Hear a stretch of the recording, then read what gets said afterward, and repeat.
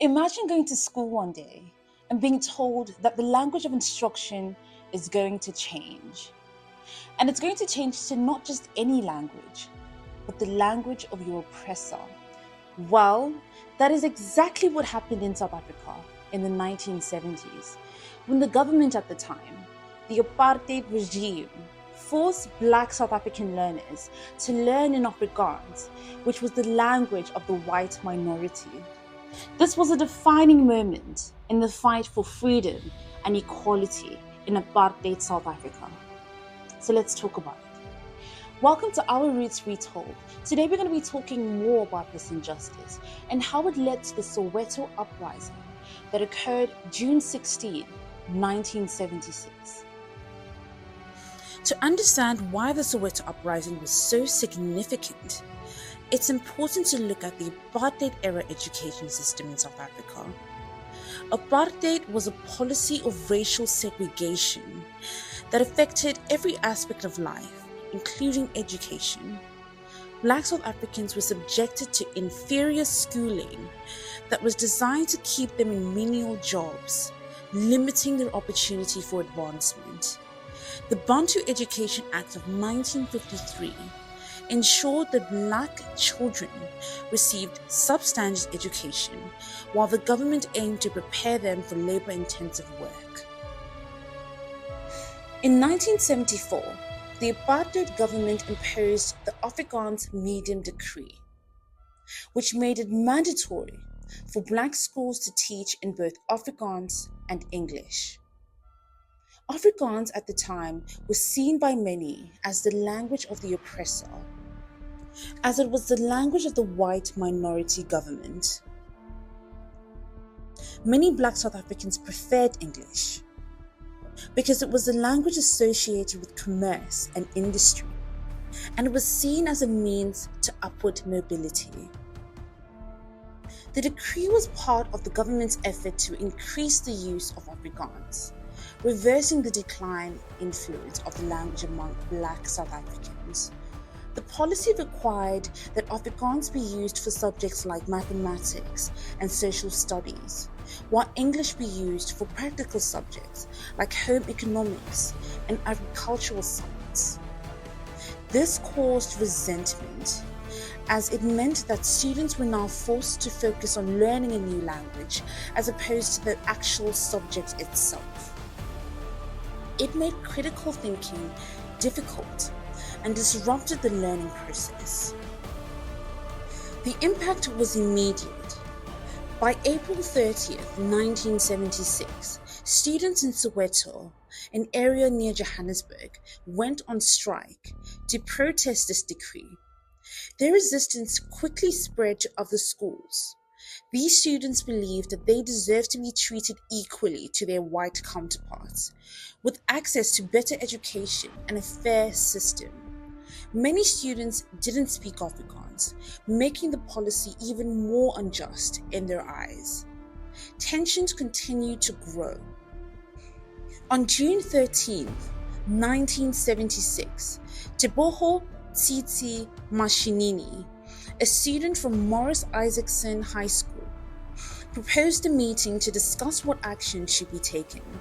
As a result, students formed the Soweto Students' Representative Council and organized a mass rally for June 16. On the morning of June 16, 1976, between 3,000 and 20,000 Black students peacefully marched towards Orlando Stadium in Soweto, organized by the SSRC's Action Committee and supported by the Black Consciousness Movement. The protest was well coordinated and disciplined. Many students joined spontaneously after learning about the cause, and even teachers backed the march, trusting it would remain peaceful. As the crowd grew, chants of "Down with Afrikaans" and "Viva Azania" echoed through the streets. Tsitsi Mashinini led his classmates from his own high school and joined other students from other high schools. But when the police blocked their original route, the students decided to change direction and head towards Orlando High School. The peaceful protest took on a terrible turn when the police released a trained dog on unharmed students. The protesters defended themselves by killing the dog, which provoked the police to open fire on the children.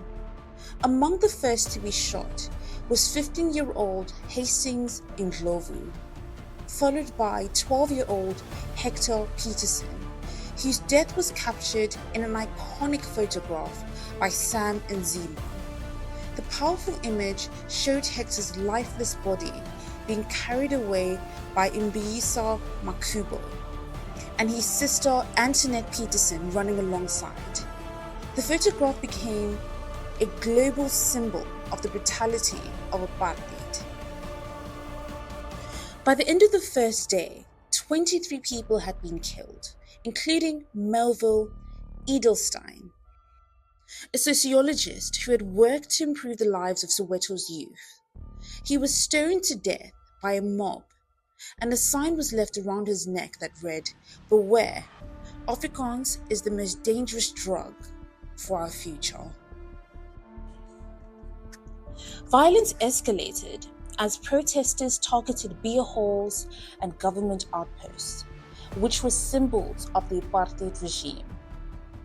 Police repression was swift and brutal.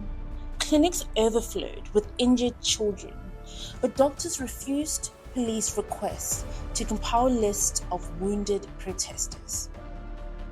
Instead, they recorded bullet wounds as absences to protect the victims. On June 17, 1976, the government deployed 1,500 armed police officers equipped with automatic rifles, stun guns, and carbines. Armored vehicles patrolled the streets, with helicopters monitoring from above.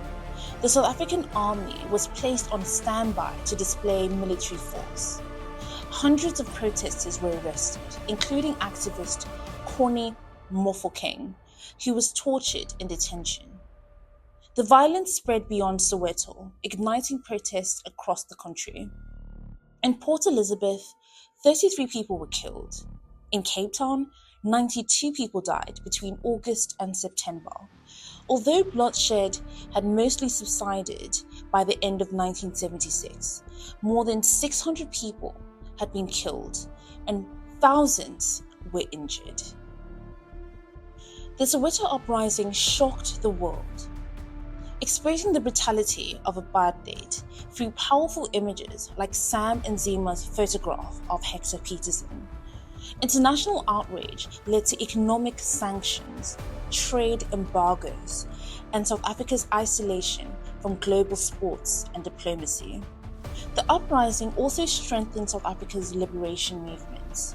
Many youth who witnessed the violence joined the ANC armed wing, Umkhonto weSizwe, or fled to neighboring countries to continue the fight.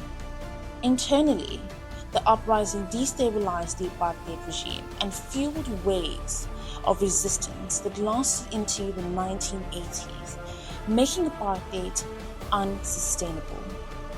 Globally, Soweto inspired oppressed communities to stand against injustice.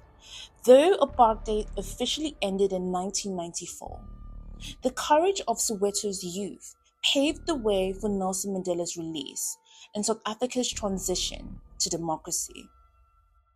Today, June 16 is celebrated as Youth Day in South Africa, honoring the bravery of those who fought for freedom. The Hector Peterson Memorial and Museum stands as a lasting tribute, reminding future generations of the sacrifice made for justice. The Soweto Uprising was more than just a protest. It was a turning point that ignited the nationwide struggle for equality and justice.